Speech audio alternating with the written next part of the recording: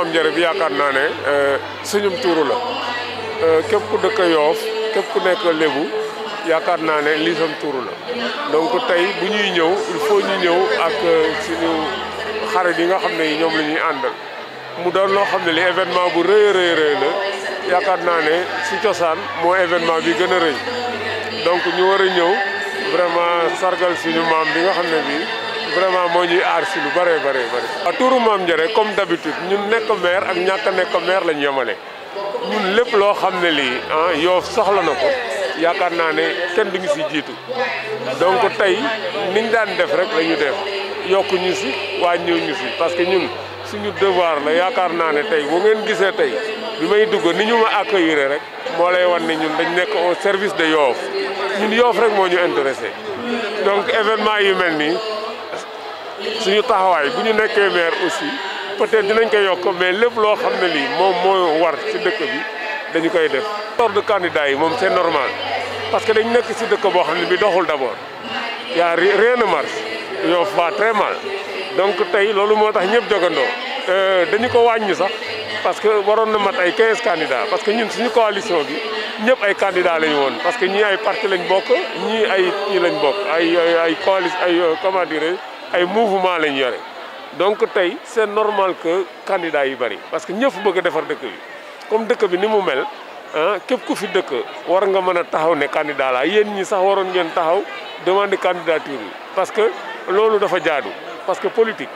dafa nekk loo xam ne lii maire yi ñëpp ko bokk te gis nañu dëkk bi ni muy doxe comme lu doxul nag il faut ñëpp a taxaw ne dañuy kii léegi ñoom dañu mujj a teer seen i ambition pour que def benn coalition bu am solo buy dekkal Yoff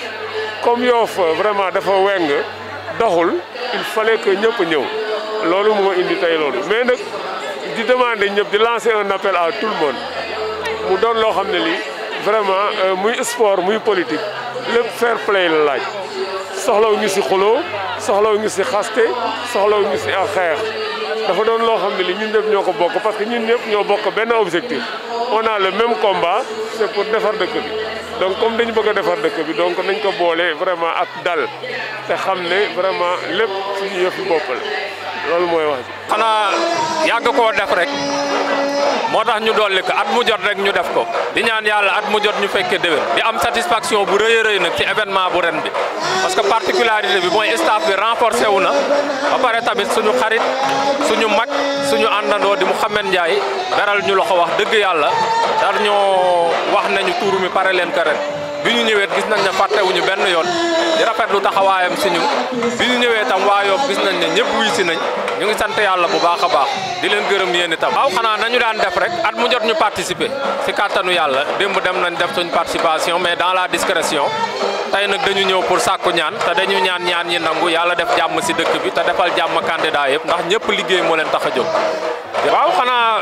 ni mu rafet rek organisation bi amul benn problème rafet na jaar na yoon jàmm am na fi c'est l'essentiel li si des mooy li may wax rek nañ ñaan yàlla fekke déwén ba teewaat ko si jàmm ak salaam. waaw bi si jiitu mooy ñu voteel ñu sànnil suñu carte ñun waa coalition gox yu bees nga xam ne ñun rek ñoo am bulletin bu verte bi li tax ñu woo leen si vote bi ñun rek ñooy candidat bi am programme ba pare candidat yi ñun rek ñooy candidat bi si yor récépissé de parti ba pare yàgg a défendre Yoff si tànk yu ne côté boobu rek lañ leen di woo ginnaaw loolu ñu def élection yi si jàmm parce que l'avenir politique du Sénégal ne s'arrête pas au soir du 23 janvier. wax naa ko jàmm rek ñu def ko si jàmm te xëy fekke rek le 24 te xam ne que l'avenir politique de Yoff et du Sénégal ne s'arrête pas au soir du 23 janvier. moo di ne tuuru ren bi famille Soumbar dañ ko jël teg ko ci loxoy Faray Yoff pour ñu doxal ko. et par conséquent dañuy jël suñuy responsabilité ba mu mat sëkk ak barke Faray Yoff ñëwuñu fi pour ma Samba wala pour ma Demba Yoff moo ñu fi indi tey Maam Ndiéré moo ñu fi indi et pour commencer fii le micro central Faray Yoff dañu am seen baj géwël en la personne de Baytir Mbaye bokk ci maas gi daaw moo ko taxawe woon doxal ko na mu waree ren it yàlla def may ñu ak fekke on tient à ce qu'il dirige keneen du ñëw di ñu ko diriger loolu dañu bëgg que mu leer on a mené des tractations ci suuf ça n'a pas abouti je prends le micro pour le dire tout haut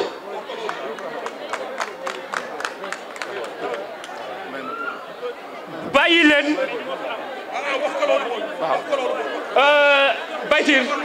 le grand patriarche El Hadji Babacar Mbengue su ma tuddee El Hadji Babacar yóbbuwaale na ndombu tànk yëpp yi si nekk si biir Yoff suñu tuddee ngeen jéggal ma Cheikh Doudou Makhtar yóbbuwaale na waa Ahlou Beyti suñu paree ñu jël nuyoo bu sell di ko teg si loxo imaamu Ratin imaam Mouhamed Ndoye mu yóbbuwaale bépp imaam ak ulema bu nekk si Yoff bu loolu weesoo ñu ngi nuyu aussi le maire Abdoulaye Diouf Sarr nga xamante ne c'est le maire Abdoulaye Diouf Sarr buy incarner état fii ci Sénégal gannaaw loolu ñu ngi nuyu magi Yoff bu loolu weesoo ñu ngi nuyu jàmbur yu Yoff di nuyu aussi waa Fray Yoff yi nga xamante ne président Birane Mbengue le président consensuel moo ko jiite te dañuy faral di wax ne ginnaaw góor gu ne am na jigéen ñu am solo yu nekk ci gannaaw ñuy saluer la présidente Aby Ndoye ak ñi mu àndal muy les amazones des Fray Yoff ñu ngi leen di gërëm ci seen taxawaay gis nañ seen taxawaay ci biir Fray Yoff gis nañ aussi ni ngeen coloré bés bi tey ñu ngi leen di gërëm di leen sant ci loolu bu loolu weesoo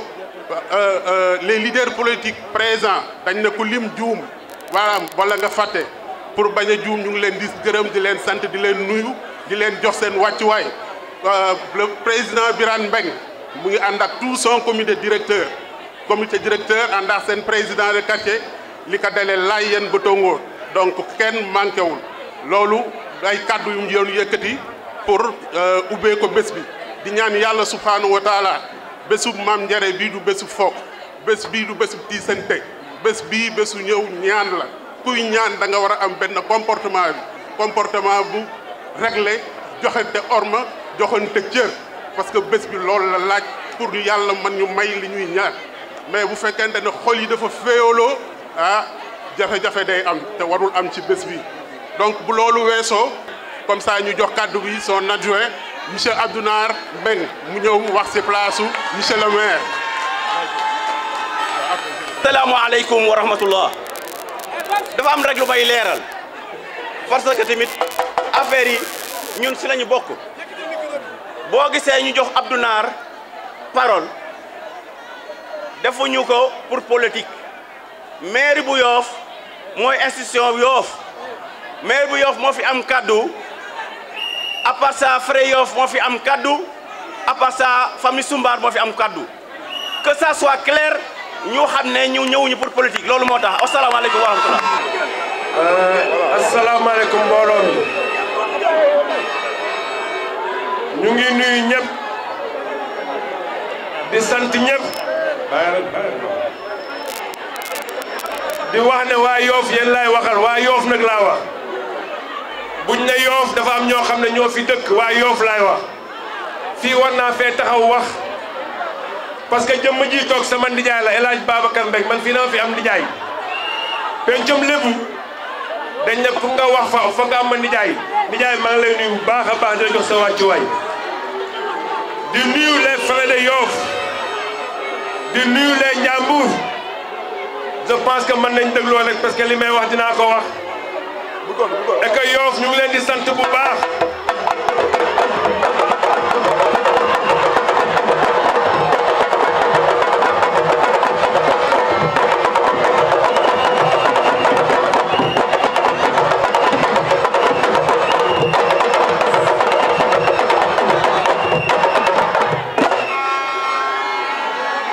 di wax ne waa Yoff li may wax dafa am solo mooy que maa ngi wax seen kàddu doom Abdoulaye Diouf Sarr le ministre maire de Yoff muy ka nga xam ne fuñ ko fekkee rek Yoff lay jaamu mu ngi dox soxlay Yoff di wax waxi Yoff di jàppale Yoff si li ñu nekk ma di leen wax Yoff nañ xoolaat suñu taxawaay buñ demee ba léegi Yoff ay nit di wax seen tur ñoo xam ne jógeewuñu fi Yoff fan nañ xoolaat seen bopp bu baax ñuy wax ne fi ñu jëm dama leen di wax ne Abdoulaye Diouf Sarr il est notre candidat à la ville et notre candidat à Yoff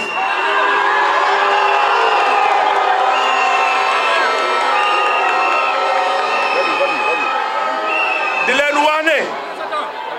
2014 kii toppoon ñu rawee nañ ko doon 3000 voix 2022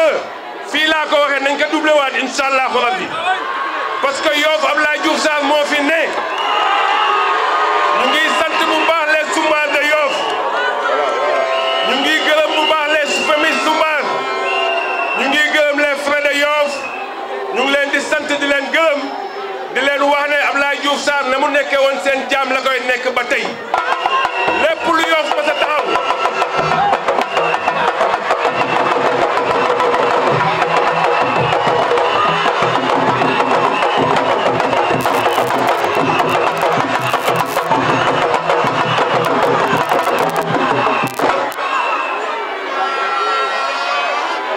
di wax ne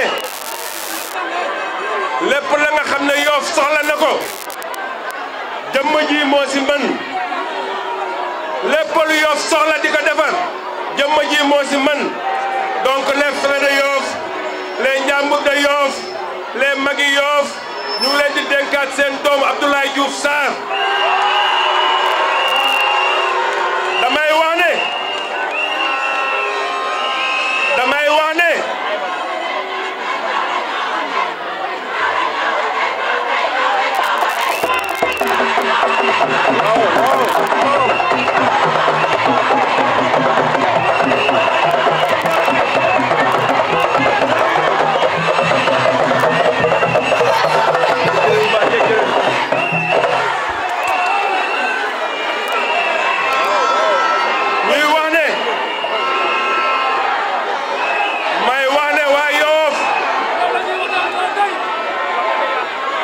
waa Yoff yëfi leer na ba pare au soir du 23 day gën a leer incha allah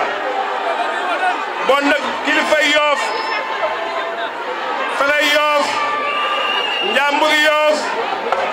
waa Soumbar yi ak képp ku dëkk Yoff ñu ngi lay ñaan ngeen jàppale seen doom am na ñuy wër naan Abdoulaye Diouf Sarr la ñu àndal pour Yoff pour Dakar mais ànd ñoo moom pour Yoff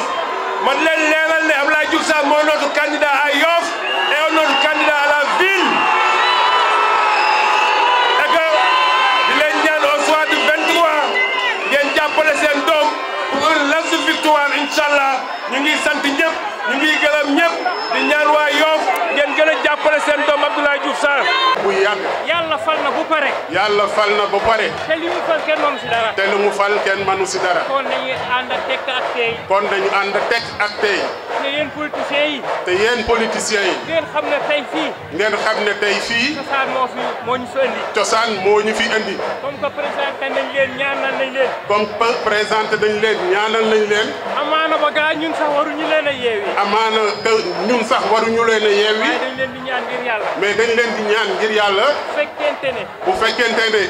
wóor wóor na leen ne ni ngeen toogee nii. bu fekkente ne wóor na de ni ngeen toogee nii. bu ko seeni nit mënoon a toogee. bu ko seeni nit mënoon a toogee. mën nañ fi toog ba bët set. mën nañ fi toog ba bët set. waaye yàq mu ngi am. wante yàq nag mu ngi bëgg a am. te ku defar. te kuy defar. waroo yàq. waroo yàq. su fekkente ne mën ngeen a calmer seeni nit. su fekkente ne mën ngeen a calmer seeni nit. ñu toog continuer. ñu toog continuer. su ngeen ko mënul. su ngeen ko mënul. ñu ñaan leen ngir yàlla. ñu ñaan leen ngir yàlla. ñu yeewi leen. ñu yeewi leen. ñu continuer liggéey bi. ñun ñu continuer suñu liggéey. jërë ngeen jëf. jërë ngeen jëf.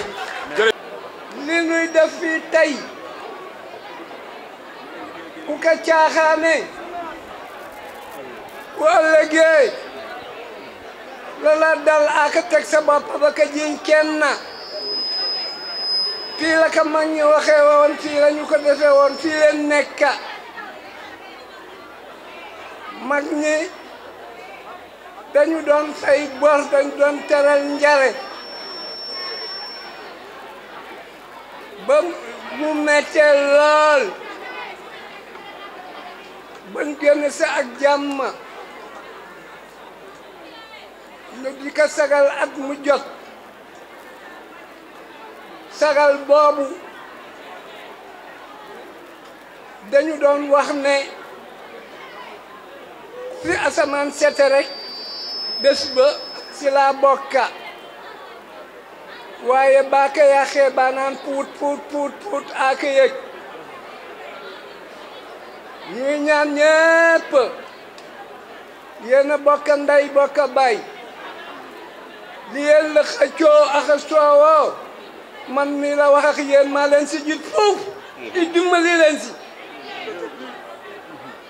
yoo fa ngi si dem man di nekkandi rek dama bëgg a ani waykat ba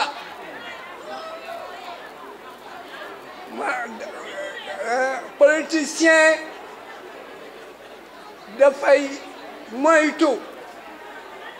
dafa am ko masa xas ne tan goroyul doomi tanit goroyul bu tan goroyoon bu ñuul góobal mbaa ngonk moo say ëpp say man la doon wax maax ma bàyyi ma bëgg a tontu ma bàyyi na ma ëppal naa def doomi gor du tontu bu tontoo ñaawal ba tax na yéen itam politique rek ngeen di def yéen a bokk Yoff fii 1912 meluloon nii nit ñaa ngi fi dëkkoon 1900 l'an 2000 meluloon nii nit ñaa ngi fi dëkkoon kon kat li fi nekk yëpp yéen a ko fi def tool yi dëkk bi nun ñëpp a noo kaa jariñoo kon maa ngi ñaan léegi amul ma Samba amul ma Demba fii tey du sang politique man maa leen raw foofu si politique du leen dégg ma wax ko fi mag du dul booloo leen bii seen liste yi la am dafa yem ak suma yaram neexul nekkoon yéen ñëpp yéenay bokk benn liste ndax li ngeen di andi nun noo ko moom noo ko bokk te suñuy doom ngeen ñoo leen jur war ngeen kaa xam démb negunu ba tey jii nu di leen ko soog a wax man Babacar Mbengue nag maa ne na fi yem naka la waajal wax mbasta du loolu la mbasta dañuy daal di jox kàddu bi sans président Frey Yoff Birane Mbengue comme ça mu wax si turu Frey Yoff. أعوذ بالله من الشيطان الرجيم لا حول ولا قوة إلا بالله العلي العظيم والصلاة والسلام على رسول الله صلى الله تعالى عليه وسلم بسم الله الرحمن الرحيم ñu ngi yéki ay kàddu jëmale ci mbooloo mu tedd mi fi teew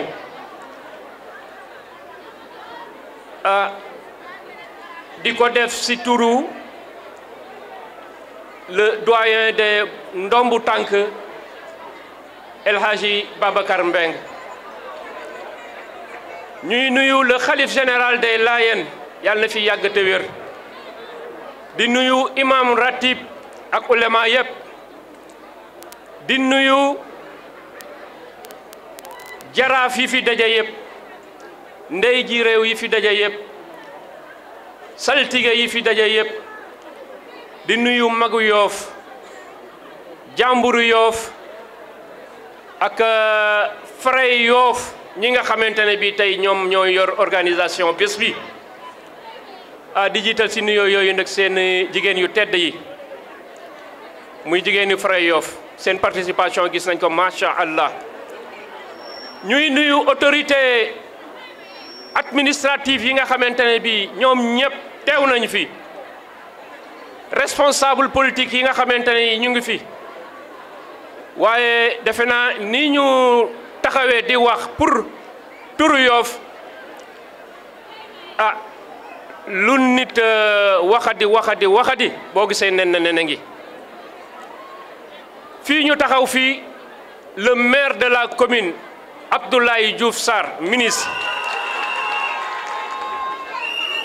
may leen ma politique ma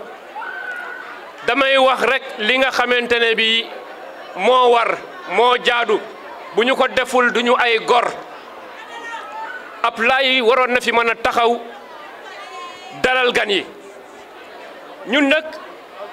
ñooy la première chambre coutumière de Yoff dafa am nu mu tëdde ñun ñooy frères yi ñun ñooy les bras armés ñooy ndawi Yoff mag ñi jël ñu dénk ñu dañu ñoo yónni te ñoom fa ñu yónni ñun ñoo gën a sawar sax pour dem fa war a dem ñëw indil leen di leen rendre compte te yëpp ngu yooyu yëpp nag ngir jàmmi Yoff ngir Yoff bu nekk benn ngir suturaas Yoff lépp loo xamante ne li am na si lu baax nekk si dëkk bi ñu ñoddi ko indil ko fii Yoff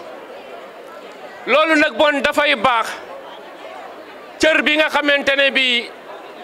maam yi ñoo ko joxoon frère yi mu nekk fi di dox ba léegi waaye bu ñu gën a gore nañu gore waay nañu gore ba li nga xamante ne bi ñi si toll ñoo ko yor di ko doxal ku man pour jàppale leen waaye bu kenn di jéem a roof ay galgal ak i tex ngir mbir mi échoué loolu indiw ñu fi ñi waral jotaay bi muy maam ya suñuy àndandoo ñoo xamante ne ñi maam njareex ña mu àndal ñépp ñoo jàppale woon suñu mag ñi si xeex bi ba Yoff am indépendance am lii di suñu 4 avril ñun waa Yoff dans la coutume mais bu jotee yàq warul am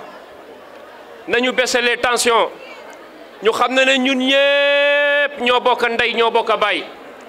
fi mu ne tey jii fa Alaaji Babacar mi di wax ña doon xeex jàmboor ñi di leen jàppale boo sa tuddee Mandialuy Mbaas di nga sa tudde Baytir Mbenga jàmboor waa mais waa ñun ñooñu ñooy suñuy maam yoo xamante ni fil bi du dagg ba yegg sa ñun bon ñun dara waruñu lu may wax joo xamante ne ñi dafay boole nit ñi wax joo xamante ne ji ñoom tey fa ñu tëdd bu ñu déggee danañu kontaan xam na ne bàyyiwuñu ndono bi mu réer suñu mag ñi defuñu ko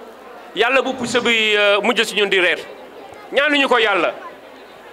waaye nag na nit ñi xam ne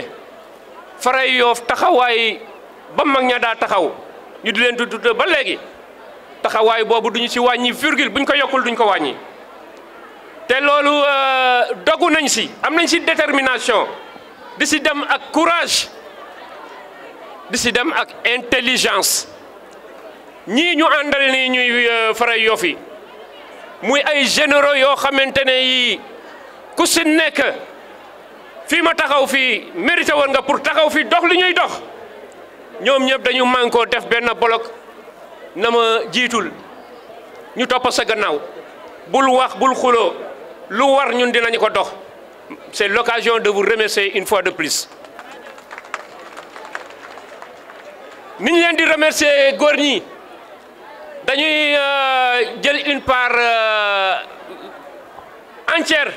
boo xamante ni particulière defal ko suñu jigéen ñi ñu ngi dox ñoom it di liggéey bu mucc ayib si Yoff te li ñuy togg nii bu fekkente ne ñor na yàlla may ñu bakken ñu fekk ko ñëpp danañu xam ne frère Yoff ay tànk kanam la yorul tànk gannaaw ah ñuy remercier ñëpp ñi nga xamante ne bii indi nañu seeni contribution ci bés bi indil ko sumbaar yi suma mbokki maam yi ñu nekk ñu gore mbir mi ñu mënoon ko doxal seen bopp parce que am nañu seeni commission d'organisation yoo xamante ne mata nañ ko mais ñu ne frère yi yéen lañ ko teg ci seen loxo ñu nit ñu ne leen doo leen ñu gën a gore dañ koy ànd ak yéen liggéey ko sumbaar yi mention spéciale le saltige Abdoulaye Fall ak le docteur Moustapha Ndir ñu ngi leen di remercier yéen ak famille bi yëpp ñu ngi masale mbiru Yoff la certes mais yéen a aye pour war ko taxawal waa Yoff lépp rafet na macha allah bu ñu ñëw ba au dernier jour au final ñu bëgg ko yàq de grâce revenons sur terre ay joute électorale la ñu jëm yoo xamante ne bi taal na ay dëkk yu dul jeex waa mais loolu ngeen bëgg ka loolu am fi man day la ma gis Zaïre gis ko Congo gis ko Côte d'Ivoire gis ko Darfour ñaanuma yàlla mu nekk Sénégal et je parle en connaissance de cause parce que mission des Nations Unies yóbbu na ma foofa ma vivre ko dafa ak lu teg ak ñoom yàlla bu mu am Sénégal te loolu ñu ko indi mooy ay ñu doon xëccoo kenn dematu si ak sago ku nekk di def lu la neex di fëgg dina naa man la waaye du yow loolu nañ si musal suñuy doom yi nañ si musal suñuy sët yi c'est l'occasion de le dire ay campagne nañu jëm def leen ko si jàmm ak salaam yéen a ngi ne toog dañu ne tuuru Maam Njare ku si bokkul doo fi ñëw yéen ñëm ngeen daje fi ñëw fii mais bokk ci moo tax bon góorgóorlu leen li lay war a suul góorgóorlu leen ñu ànd nekk benn liggéey pour njariñu dëkk bi damay terminer nag pour wax une contribution très importante boo xamante ñëpp ñëw nañu de waaye la mairie de Yoff dañu leen recevoir démb ñu indil ñu une valeur qui tourne aux environs de 8 millions en nature et espèces seen devoir la Yoff lañ fi toogal mais nit xam na devoir am te defu ko bon monsieur le maire Abdoulaye Diouf Sarr ñu ngi lay remercier très sincèrement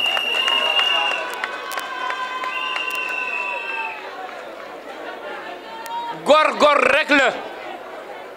koo defal njëkk bu ko waxul konte ko ci say noon te ñun duñu noonu kenn ku ko def ñu wax ko si laa nga ne la indi na ba indi saaku ngooñ boo xamante ne bii pour nag yi la keneen ku def loolu ñu gis ko ñu wax ko le maire de Ngor yaa di ñëw na fa indi fa nag Mamadou Sarr ñëw na fa indi sa contribution yooyu gis nañ ko fa lañ ñu fekk ñu recevoir ko waaw Biram aussi ñëw na fa indi fa nag ak ay t-shirt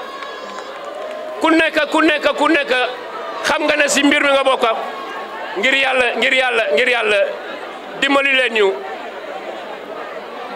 ku nekk xam nga ne si nga bokk da ngay liggéey pour dëkk bi bon yéen ñëpp jaaraama ñu ngi leen di remercier au nom de la coutume de Yoff au nom de suñuy maam yi ñi nga xamante ne ñi ñoom la ñuy feetal tey yal na yàlla def jàmm si dëkk bi yal na yàlla naatal géej gi yal na yàlla naatal joor gi waaw mu ngi may déy ne Cawlaay également indi na fa ñaari nag ak ñaari millions Fray Yoff si seen bopp ñun mënoon nañu yam rek si di nangu ay contribution waaye dañu ne Fray Yoff de rupture def nañ ko daaw ak Binte Ndir génn une enveloppe de 500 000 francs yoo xamante ni génnewul fenn lu may si géej gi commission ba fa nekk c'est l'occasion de les remercier très sincèrement El Hadji Mass Thiaw ak Ngala Mbenga 500 000 yooyu mooli Yoff ñoo ko daa génne di ko def si kees di ko joxe ñu jël ko Maam Njare moo aye Yoff moo aye ñu jël alalu Yoff boobu dugal ko si organisation Yoff yal na yàlla barkeel waaw wax naa ko Mamadou waaw bon ñu yam foofu ci ay kaddu di ñaanal ñi fi teew ñépp jàmm ak salaam le soir du 23 janvier kii gën si Yoff yàlla jox ko Yoff kiy liggéeyal Yoff yàlla jox ko yàlla dénkaat ko mbir mi ki nga xamante ne bi léppam Yoff la yàlla dénkaat ko mbir mi ki nga xamante ne bi nelawul ndax léppam Yoff la Yoff lay xalaat guddi Yoff lay xalaat bëccëg lu ma am Yoff moo ko gënal yàlla teg ndam li si ay loxam waaw loolu ñu wax ko muy kaddu yi nga xamante ne Fray moom lañ ma sante woon ma yékki ko jëmale ko si waa Yoff gi yëpp allahumma salli ala sayyidina Muhammad wa sallim. spectacle la ñu wax kon nag Ngagne Baye nga bàkke junjungi Yacine Coly nga jóg yàgg ñi nga àddal ñu def tuuti spectacle ñu door a jox li nga xam ne moo di sumbaar yi ñu joxe seen kàddu ngërëm ak seen kàddu sant ñu ñaanalante ba déwén ak jàmm incha allah.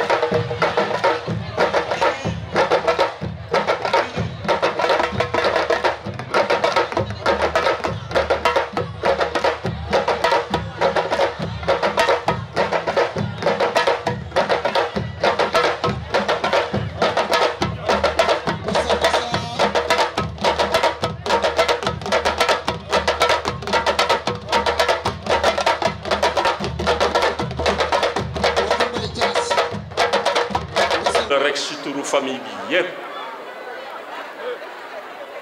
rawatina suñu kilifa yi nga xam ne ñu ngi ci kër yi seen yaram xaw a sutante ku mel ni di jaay Alpha Mbeng ku mel ni di jaay Mbay Donde Ndoy su tongoo ak suñu yaay yi ci kër yi te seen yaram sutante ci seen tur la ñuy joxe liste ñi nga xam ne ñu jàpp nañu ci bés naam du ñëpp sax dañu ci jukki rek ñoo xam ne ñu xaw nañ ci ràññeeku incha allah boo alxames dinañ gën a complété liste bi bu ñu tasee njaañeen bésu comme la teeru ñu ciy jëkk a génn monsieur le ministre maire Abdoulaye Diouf Sarr ni ko président Birane waxee loolu rek la mbir mi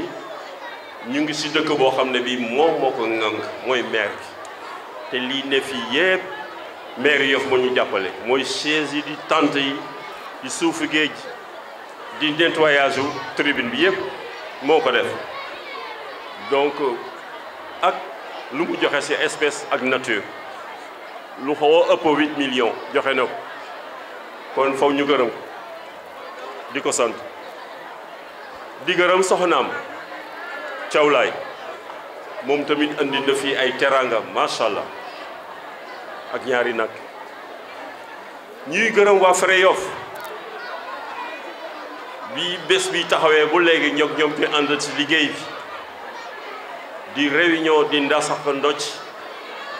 ngir bés bi jaar ci yoon ñëpp war ci kontaan ñoo ànd di recevoir nit ñi seeni participation leader politique yëpp ñoo leen recevoir ando ensemble ñoom di ñuy épauler ba àndaale ñoom tamit seen participation 500 000 yoo xam ne yi waa géej ñoo ko liggéey ñu leen di gërëm di leen gën a ñaanal yàlla seen taxawaay yàlla na ko yàlla gën a dëgëral bés bu sax mooy woon démb sax El Hadji Ngalla Mbengue génn wàlle na moom participation personnelle loo xam ne dafa daan def moom en tant que sëtu Sumbar chaque fois toujours loxoom day ñëw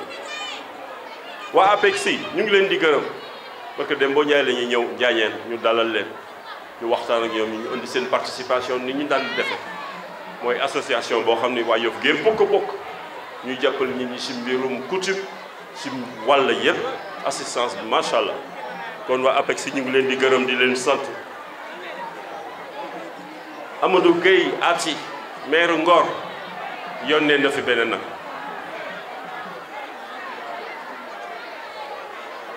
maire Yoff du ma ko waxaat Abdou Nar aussi bon il s'est investi personnellement pour que li ñu diggante woon yëpp parce que dañuy def benn comité local de développement ñu wax ko li ñu soxla yëpp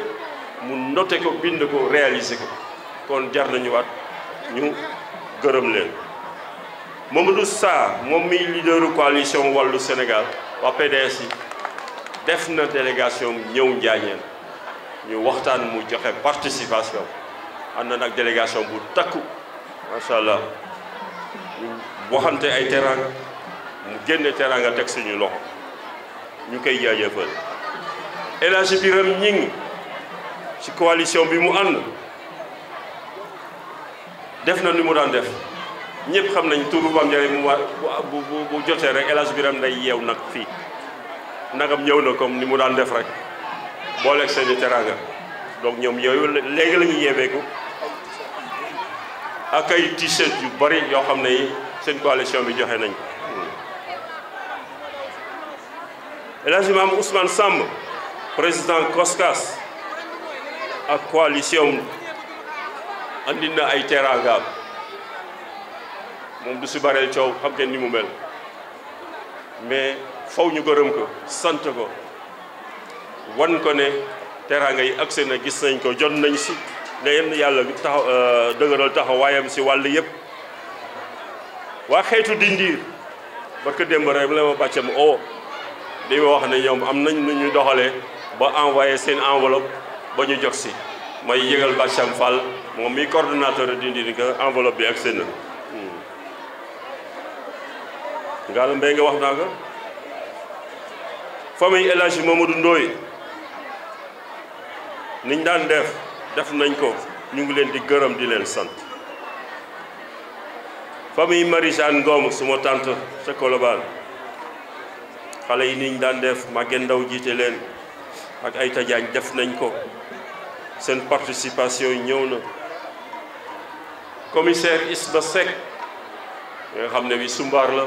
ñoo bokk mbir mi participation bi ñëw na ñu ngi koy gërëm Khalifa Ndiir suma rakk sax loolu woon sax ñu koy bind si remerciement yi mais participation bi ñëw na colonel Abdou Mbeng ñu muy doon jàppale si li ñuy jàppale si sécurité bi ren andi na benn nag pour jàppale ko sumbaar yi si tuuru Maam Njare bi waaw Yoff la xam na li ko wax si Yoff mu ngi koy def si wàllu liggéeyam mu ngi koy def si wàllu coutume beeg cosaan yàlla ko yàlla gën a jàppale dëgëral ko fa mu ne yokkal ko ay garaadam El Hadji Biram Ndoye Hajul Beyti moom tamit contribution ñëw na macha allah Amadou Ndoye Sow bu tante Binta Diagne day Binta contribution ñëw na ñu ko siy gërëm moom tamit chaque année rek mu def la même chose El Hadji Yahya Ndoye nag dañ koy gërëm spécialement parce que saltige Ablaye Fall moo ne nañ ko gërëmal El Hadji Yahya Ndoye spécialement parce que dafa di koo xam ne kii bàyyiwul benn yoon saltige mu dem xelum boppam toujours mu ngi koy oo di ko xelal di ko digal di ko teg si yoon moo tax saltige nee ne woon moom mooy invité d'honneur am fii tey waroon nañ ko wax loolu dès le début sax xam naa xel moo fatu rek mais Yahya Ndoye jërëjëf gis nañu ni ñu taxawaloo suñu jarbaat bi yal na yàlla doole sutura yal na la yàlla jàppale ce matin ba léegi ñoo moom Njaañeen depuis Njaañeen la ñu ànd mu taxaw ñu yàlla doole sutura El Hadji Djibi Diagne coordonnateur Xonko Bopp ñu ngi koy gërëm di ko sant seen contribution ñëw na seen jàppale ñëw na soxna Aïssatou Thiaw benn femme d'affaires la bu ne fële sa tongoor sa booru xet ga ubbi fa commerce am def na contribution bu am solo andi nañ ma ko sànq Aïssatou Thiaw jërëjëf yal na yàlla jàppale ñëw si dëkk fekk fa ñi xool ni ñuy doxee lu xew nga dugal si sa alal sa man-man kooku jar na gërëm parce que respecté na yow Yankhoba Diène ñu ngi koy gërëm parce que jàppale nañu si mat lañu yéen ñëpp xam ngeen ni tur mi dafay bari ay gan yu ñëw kon dinañ ut ay néeg ak i mat la yoo xam ne si lañ gan yi di fanaan mat la yooyu Yankhoba liggéey na si macha allah jàppale nañ si bu baax a baax Samba Diouf ak coalition ñu ngi koy gërëm di ko sant loxoom ñëw na contribution ñëw na ñu ngi koy gërëm di ko sant di ko ñaanal yàlla Babou Diène Thiaw ni mu daan def rek def na ko encore bu tongoor moom tamit andi na ko contribution Ameth Ndoye bu El Hadji Modou ni mu daan def aussi def na waa comité de santé bu Philippe Senghor xale Yoff yooyu yore hôpital bi ñoom tamit andi nañu enveloppe bu am solo macha allah nañ daan def ñoom tamit chaque année seen loxo day ñëw defaat nañ ko donc ñu ngi leen di gërëm di leen sant Moustapha Tall di leader parti coalition politique nekk candidat yónnee na fii Ndir Mbengue ak ñi mu àndal ñu indi seen contribution jàpp si bés bi ñoom tamit donc yàlla na yàlla doolu sutura ak xéewal ñii lañ ne woon mënuñu leen bañ a tudd tey jii si bés bi xam nañ ne waa Yoff gépp dugal nañ seen loxo mais ku nar a lim waa Yoff gépp moom doo matale tey fi ngay fanaan waa kër Ndiaye Ngom Ndoye dañ leen daan cité toujours nañ daan def nañ ko toujours defaat nañ ko imam kontaan nañu si yéen waaw yàlla na yàlla dool si dool de toute manière waaw waxoon naa aati de toute manière incha allah alxames bu ñu tasee Njaañeen ba suba am latti yi complété wul yëpp nañ ko complété incha allahu rabbi yal nañu yàlla dolli sutura ma delloo imam mu ñaanal ñu ñu yeewi ñi dellu si liggéey bi. bon asalaamaaleykum wa rahmatullah ñun ñëpp nañu bokk def ñetti astaghfirullah ñeenti alhamdulillah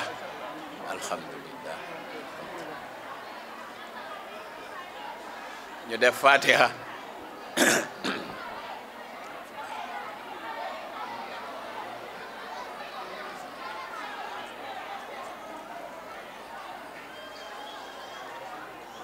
salaatu ala nabi bu jàppandi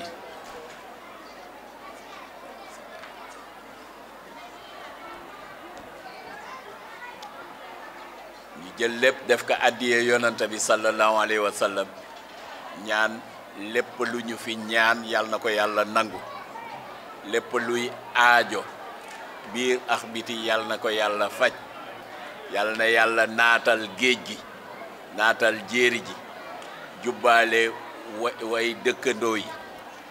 yàlla boole xol yi tàppek yàlla nañ fi jóge lépp yomb ñu lépp lu jafe woon yomb lépp lu metti woon sedd lépp lu teewoon yàlla jàppandil ci barke lii ñu fi doon def nii yàlla mën na ko yàlla na ko yàlla def ci darajay Seydina képp ku fi jóge yëg ak yokku ba yëg yàlla misaalal nañu ko ci taw bi yàlla misaalal nañu ko ci taw bi yàlla misaalal nañu ko ci taw bi bon li mu ànd ci xéewal ak lépp yàlla nañu ko yàlla doole dottil ci Yoff ak li ko wër yépp kenn ku ci nekk jariñu ci darajay law anzalna hadha alquran ala jabalin la ra'aytahu khashi'an mutasaddihan min khashyatillah wa tilka al-amsalu nadribuha lin-nas la'allahum yatafakkarun wallahu alladhi la ilaha illa huwa alimul ghaibi wa shahadati huwa rahmanur rahim wallahu alladhi la ilaha illa huwa malikul quddus salamun mu'minun muhaimin azizul jabbaru mutakabbir subhanallahi amma yushrikun huwa khaliqu bari'u musawwiru lahu al-asma'ul husna yusabbihu lahu ma fi samawati wa ma fil ardi wa huwa alimun hakim allahumma ij'al hazihi hujjatan fi hajatina dunya wa ukhra bi hurmati allahumma salli ala sayyidina muhammadin fatihi lima ughliq wal khatim lima sabaqa al-nasir al-haqq bil haqq wal hadi ila siratikal mustaqim wa ala alihi haqqa qadrihi wa miqdarihi al-azim inna allaha wa malaikatahu yusalluna ala an-nabi يا أيها الذين آمنوا صلوا عليه وسلموا تسليما صلى الله تعالى عليه وعلى آله وصحبه وسلم تسليما سبحان ربك رب العزة عما يصفون وسلام على المرسلين الحمد لله رب العالمين